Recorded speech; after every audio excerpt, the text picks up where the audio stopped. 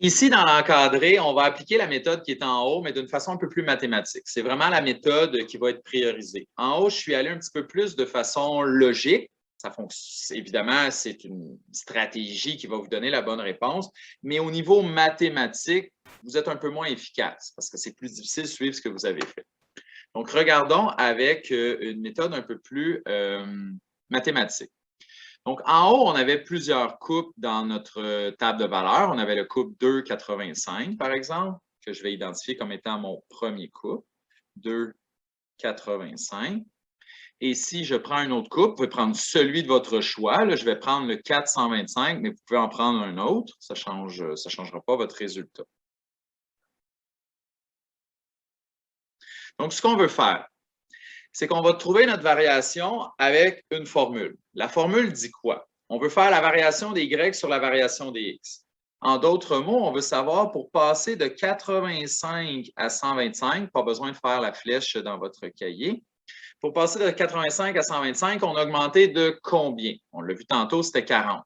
Mais ce qu'on peut faire pour trouver cette augmentation, c'est qu'on peut définir les coupes pour avoir une formule un peu plus mathématique. Regardez bien.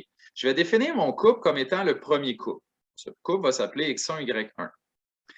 Le petit 1 que j'ai mis en bas, c'est ce qu'on appelle une notation. C'est juste pour le différencier de mon deuxième couple. Ce n'est pas un exposant. Là. Je ne l'ai pas mis en haut en exposant, je l'ai vraiment mis un petit peu plus bas.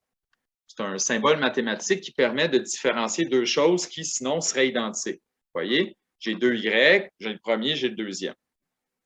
Donc, ce que je veux faire, c'est juste savoir 85 plus quoi donne 125. Pour le trouver, je peux faire l'opération inverse, comme la formule le montre, c'est-à-dire Y2 moins Y1. Le Y2 est à 125 et je soustrais le Y1 à 85. On trouve 40. Même chose qu'on avait trouvé tantôt.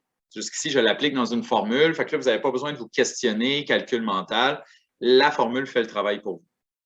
Au niveau des X, j'ai mon X2 qui est à 4. Fait que je cherche 2 plus quoi me donne 4. Bon, on sait que c'est 2, mais je vais faire 4 moins 2.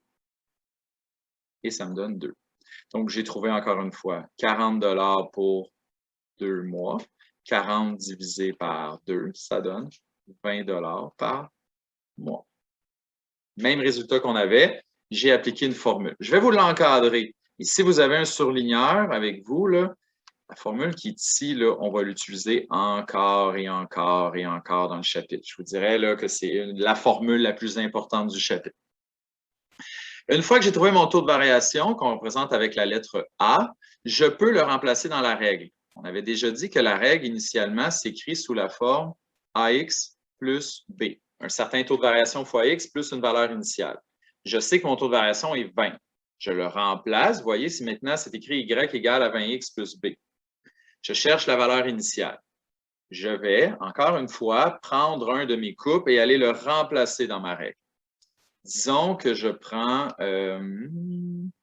en jaune, que je prends le deuxième couple. J'espère qu'il n'y a pas trop de barbeaux, là, que j'ai changé de couleur, que vous êtes capable de bien me suivre. Je prends le deuxième couple. J'aurais pu prendre le premier. Encore une fois, ça ne change rien le couple que vous allez utiliser. Mon X est égal à 4. Dans ma fonction, ici, je vais remplacer mon X par 4. Et lorsque le X est égal à 4, le Y doit être égal à 125. Je vais réexpliquer la même chose. Regardez, 20 fois 4, ça fait 80. 80 plus B, c'est ma valeur initiale. 80 plus quoi donne de l'autre côté 125. Pour trouver la valeur manquante, on fait moins 80, moins 80. Il va avoir une valeur manquante à 45. Si nous résumons, on a trouvé une règle qui est Y égale 20X par mois, 20 $ par mois, plus un frais d'inscription de 45.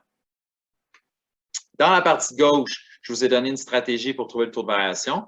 Dans la partie droite, je vous ai donné une stratégie pour trouver la valeur initiale. Donc, avec ça, vous avez besoin d'un minimum d'informations, 2 couples, et vous pouvez trouver une règle qui définit ces 2 couples. Merci et bon travail.